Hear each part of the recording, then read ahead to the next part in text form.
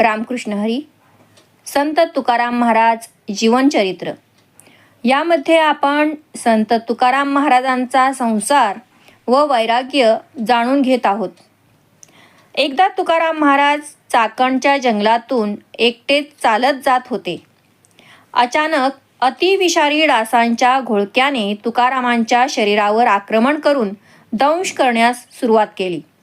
त्या डासांच्या समूहाकडे करुण भावनेने पाहताना स्वतःच्या शरीराला होणाऱ्या वेदनांची जाणीवही त्यांना होत नव्हती. ते म्हणाले, आपले शरीर हे दुसऱ्यांच्या सेवेसाठी आहे. मी जर माझ्या शरीराची काळजी घेत राहिलो तर या सर्व जीवांना यामुळे वेदना होतील. हा देह अशाश्वत आहे, एक ना एक दिवस नष्ट होणारच, असे म्हणून निश्चित बसून राहिले. तुकारामांच्या शरीराला सर्व बाजूनेही डास चावू लागले. शरीराला खूप यातना होत होत्या. तरीही कोणत्याही प्रकारे वेदनांकडे लक्ष न देता त्यांनी प्रेमाने हरिनाम चालू ठेवले. अनेक वाटसरू त्या मार्गाने जात होते. त्यांनी तुकारामांना या अवस्थेत पाहिले, पण स्वतःला डास चावतील म्हणून त्यांच्याजवळ कोणीही फिरकले सुद्धा नाही. त्याच वेळी रुक्मिणीपतींनी तुकारामांची अवस्था पाहिली. त्यांनी झाडाच्या फांद्या घेऊन त्यांच्या पानाने हळुवारपणे सर्व डासांना हुसकावून लावले. आईशिवाय आपल्या मुलाला होणाऱ्या वेदनांबद्दल कुणाला कळवळा येत नाही. म्हणूनच रुक्मिणीपती आपल्या प्रेमळ भक्ताच्या मदतीला धावून आले. नंतर तुकाराम देहूला परतले. संध्याकाळच्या वेळी विठ्ठल रुक्मिणी मंदिरात आले. भगवंतासमोर येऊन साष्टांग दंडवत केला. रात्र जवळ आली तेव्हा कीर्तनाला सुरुवात झाली. तुकाराम तल्लीन होऊन प्रेमाने गाऊ लागले. न मिळो खावया न वाढो संतान, परी हा नारायण कृपा करो. ऐसी माझी वाचा मज उपदेशी, आणिक लोकांसी हेची सांगे. विटंबो शरीर होत का विपत्ती, परी राहो चित्ती नारायण. तुका म्हणे नासिवंत हे सकळ, आठवे गोपाळ तेची हित. एक वेळ मला खायला न मिळो, माझी संतती न वाढो, परंतु नारायणाची कृपा माझ्यावर कायम राहो, अशी माझी वाणी मला उपदेश करते आणि इतर लोकांनाही तेच सांगते. माझ्या शरीराची विटंबना होवो अथवा कोणतीही विपत्ती येवो, पण माझ्या चित्तात सदैव नारायण राहो. तुकाराम महाराज म्हणतात, माझ्या नारायणाशिवाय सर्व प्रपंच नाशवंत आहे. त्यासाठी गोपाळाची नित्य आठवण करणे यातच हित आहे. या अभंगाचे निरूपण केल्यानंतर त्यांनी हरिनाम गजर करीत उपस्थित भाविकांना रामकृष्ण नामाचा उच्चार करण्यास प्रोत्साहन दिले. रात्री आरती झाल्यानंतर सर्व लोक निघून गेले. त्यानंतर तुकाराम एकटेच ध्यानस्थ होऊन हरिनामाचा जप करीत पांडुरंगासमोर बसले. काही काळ निघून गेल्यावर एक घटना घडली. तुकारामांना 2 पुत्र होते. मोठ्याचे नाव होते महादेव आणि धाकट्याचे विठोबा. महादेवला मूतखड्याचा त्रास होता, त्यामुळे त्याला खूप वेदना होत असत. कधी कधी तो कासावीस होऊन चक्कर येऊन पडत असे. आवलीने खूप औषधोपचार केले. कोणी एखादा उपाय सांगितला तर ताबडतोब ते औषध आवली आणत असे. काही पथ्याचे पालनही केले. अनेक वैद्यांकडून जडीबुटीही देऊन पाहिली. कुलदेवतांचा अंगारा लावून पाहिला. मांत्रिकाकडे जाऊन गंडे दोरे आणून बांधले. त्यांनी नक्कीच गुण येईल असे सांगितले. काही नातेवाईकांनी सांगितले म्हणून मीठ मिरची ओवाळून दृष्टही काढली, पण सर्व व्यर्थ. कशानेही फरक पडला नाही. पुत्रप्रेमाने आवली रात्रंदिवस कासावीस होत होती. ती चिंतातूर होऊन विचार करू लागली. ती स्वतःलाच म्हणाली, आता मी काय करू समजत नाही. महादेवला रोगाने त्रस्त करून सोडले आहे. त्याने अन्नपाणीही सोडले आहे. यातून पुढे काही चांगले होईल असे दिसत नाही. माझा पती तर विठ्ठलाच्या नावाने वेडापिसा झाला आहे आणि मुलाची ही अशी दयनीय अवस्था. यातून हा वाचेल याची आशा वाटत नाही. महादेवला लघवी करताना त्याच्या सर्वांगाची वेदनेने होणारी तडफड पाहून आवलीचे मन तळमळत होते. तुकारामही हे सर्व पाहून उदास मनाने एकांतात निघून जात. आवली पाणी आणण्यासाठी विहिरीभोवती जमलेल्या स्त्रियांना आपले दुःख सांगू लागली. सर्व उपचार करून मी थकले, मला काय करावे कळेना. माझ्या पतीला तर विठोबाचे वेड लागले आहे. त्यांनी संसाराकडे पाठ फिरवली आहे. माझे मन चिंतातूर आहे. काय उपाय सापडत नाही. पुढे काय करावे समजत नाही. आवलीचे हे बोलणे ऐकून शेजारील काही स्त्रिया महादेवला काय झाले ते बघायला आल्या. त्याचे कृश काष्टवत हात पाय शरीर पाहत म्हणाल्या, आवली, कशाला उगाच औषधोपचार करण्याचा शीन करून घेतेस. तुझ्या तुकारामाने श्रीकृष्णांचा आश्रय घेतला आहे. त्यामुळे तुझ्या संसारात ही सर्व दुःखे व अनर्थ ओढवत आहेत. हा अहर्निशी हरिभजनात दंग असतो, म्हणून याची पहिली पत्नी वारली. श्रीहरीच्या नादाला लागल्यापासून सर्व काही वाईटच घडत गेले. एकही चांगले झाले नाही. अशी अशुभ वाणी बोलून त्या स्त्रिया आपापल्या घरी निघून गेल्या. शेजारील स्त्रियांचे हे बोलणे ऐकून आवलीचा पांडुरंगाविषयीचा राग आणखी हृदयापासून उफाळून आला. माकडाला दारू पाजली आणि त्याला विंचूड असला तर ते काय गोंधळ घालेल सांगता येत नाही. तशीच अवस्था आवलीची झाली. ती रागारागाने करा दात चावू लागली. आवलीच्या मनात अगोदरच भगवंताबद्दल द्वेष आणि त्यावर शेजाऱ्यांनी आग ओतली. जसे दुर्योधनाचे शकुनीने कान फुंकले, हिरण्याक्ष आणि हिरण्यकश्यपू या दोघांनी मैत्री करून श्री विष्णूंचा द्वेष केला, त्याचप्रमाणे आवलीची अवस्था झाली. शेजारणी तिला सांगू लागल्या, विठोबाची भक्ती करणे सोडून दे.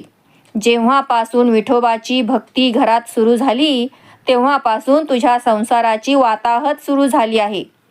आणि आता महादेवाची रोगाने अशी ही बिकट अवस्था झाली आहे. आपल्या डोळ्यासमोर अंथरुणावर पडलेल्या मुलाला पाहून आवलीची तळमळ होत होती. संध्याकाळची वेळ झाली होती. मुतखड्याने महादेवाची लघवी पूर्णपणे थांबली. त्यामुळे त्याचे पोट मृदंगासारखे टणक झाले. हातपायही सुजले व त्याची हालचाल पूर्णपणे थांबली. आईच्या बोलण्यावर त्याच्याकडून काहीच प्रतिसाद मिळत नव्हता.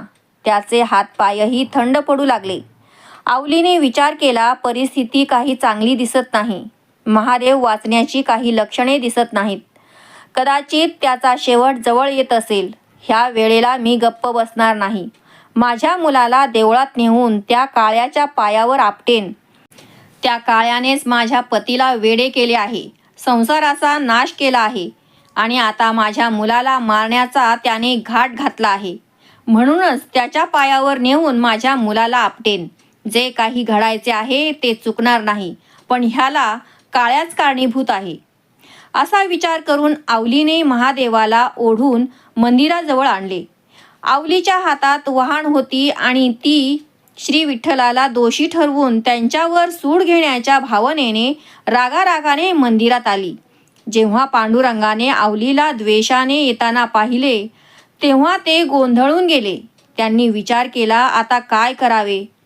जर आवलीने मला वहाणांनी मारले तर माझी जनामध्ये अपकीर्ती होईल, असे म्हणत रुक्मिणीकडे पाहत म्हणाले, या संकटावर काही उपाय सांगा. आदिमाया जी भगवंतांची छाया आहे ती रुक्मिणी म्हणाली, पंढरीनाथ, एवढी चिंता का करता. आपल्या केवळ इच्छाशक्तीने असंख्य ब्रह्मांडे उत्पन्न होतात व नाश पावतात. पृथ्वीवर प्रकाश कसा पाडायचा याचा विचार सूर्याने केला तर तो व्यर्थ आहे.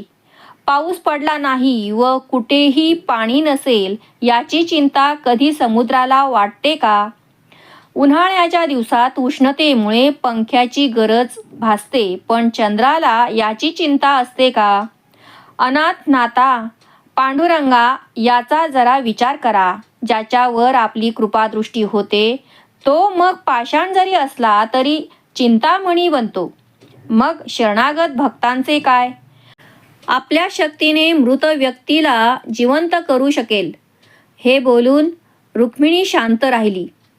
त्याच वेळी माझ्या मुलाला काळ्याच्या पायावर ठेवीन आणि त्याच्या गालावर वहाणेने मारीन असे म्हणतच महादेवाला जमिनीवर फरफटत ओढत निश्चयाने आवली मंदिरात आली होती. आवलीने रागाने महादेवाला पांडुरंगाच्या पायावर ठेवले. त्याच वेळी रुक्मिणी तिला म्हणाली, मी तुझ्या मुलाला बरे केले आहे, त्याला घरी घेऊन जा. आवलीला आवाज कुठून आला ते कळले नाही. मंदिरात तिच्याशिवाय कोणीही नव्हते. विग्रहाच्या पाठीमागून आवाज आल्याचा तिला भास झाला. आश्चर्याने ती म्हणाली, दगडाचा देव बोलू शकतो? त्यानंतर तिने महादेवाकडे पाहिले तर आश्चर्य, तो पूर्णपणे बरा झाला होता. आवली महादेवाला घेऊन मंदिराबाहेर आली आणि तिने पाहिले की त्याचे शरीर पूर्णपणे धडधाकट झाले होते. त्याचे सर्वांग व्याधीमुक्त झाले होते आणि तो आईला म्हणाला, मला भूक लागली आहे, काहीतरी खायला दे. आवलीला आश्चर्य वाटले. ती म्हणाली, बहुतेक पांडुरंगाला माझे भय वाटले म्हणून त्याने माझ्या मुलाला बरे केले असेल. असा विचार करीत ती घरी आली व महादेवाला भूक लागली होती म्हणून त्याला प्रेमाने खावयास दिले. ही घटना जेव्हा तुकारामांना कळली तेव्हा ते म्हणाले, माझ्यासाठी पांडुरंगांना किती त्रास होतो. वेदनेने माझा मुलगा तडफडत होता आणि एकाएकी सर्व व्याधीतून मुक्त होऊन ठणठणीत बरा झाला. भगवंतांची लीला अगाध आहे, त्यांच्याशिवाय कोणी जाणू शकत नाही. मग तुकाराम भोजन करून मंदिरात गेले. नंतर संध्याकाळी कीर्तनाला प्रारंभ केला व भगवंतांची स्तुती करत प्रेमाने अभंग गाऊ लागले. जेव्हा तुकाराम भावविभोर होऊन गात असत तेव्हा सर्व वैष्णव भक्त भगवत प्रेमामध्ये देहभान विसरून उत्साहाने भाग घेत असत. त्यामध्ये दोघेजण तुकारामांचे प्रत्येक शब्द मोलाचे आहेत हे जाणून लिहून घेत असत. एक होते कडूस गावचे ब्राह्मण भक्त गंगाधर मावळ आणि दुसरे होते चाकण गावातील भक्त संताजी तेली. हे दोघेही तुकारामांना त्यांच्या भगवत प्रेमापासून स्फूर्ती घेऊन शरण आले होते. त्या दोघांनीही भौतिक संसाराची आशा सोडून भगवान श्रीकृष्णांच्या चरणांचा आश्रय घेतला होता. वैष्णवांची सेवा म्हणून ते स्वयंस्फूर्तीने तुकाराम कीर्तनामध्ये अभंगाची रचना करून गात असत, ते तत्काळ लिहून ठेवत असत. कीर्तनामध्येही ध्रुवपद गाण्यासाठी ते तुकारामांना मदत करीत असत आणि जेव्हा कीर्तन रंगात येत असे तेव्हा उत्साहाने नृत्य करीत उपस्थित भक्तांनाही संकीर्तन नृत्य करण्यास प्रोत्साहित करत. सर्व भौतिक इच्छांचा त्याग करून गंगाधर मावळ व संताजी तेली या दोघांनीही तुकारामांसारख्या शुद्ध वैष्णव भक्ताचा सत्संग करण्याचा ध्यास घेतला होता. ज्याप्रमाणे सारथी प्रवास करणाऱ्या पांथस्थ्याच्या इच्छेप्रमाणे रथ चालवितो, त्याचप्रमाणे हे दोघे भक्त तुकारामांना सर्वस्व समजून त्यांचे अनुकरण करीत असत. नित्य नियमाने तुकाराम श्री विठ्ठल रुक्मिणी मंदिरात रोज रात्री पांडुरंगासमोर करुणा भावनेने ओतप्रोत असे कीर्तन करीत, देहभान विसरून नाचत, कधी कधी स्वतःचे विस्मरण होऊन जमिनीवर लोटांगण घालून लोळत, त्याचवेळी त्यांच्या शरीराला कंप सुटून रोमांच उभे राहत असत. भगवत प्रेमाचा अनुभव घेत असलेल्या तुकारामांच्या शरीरामधील अष्टविकार भाव उपस्थित वैष्णव भक्तांना पाहावयास मिळत असत.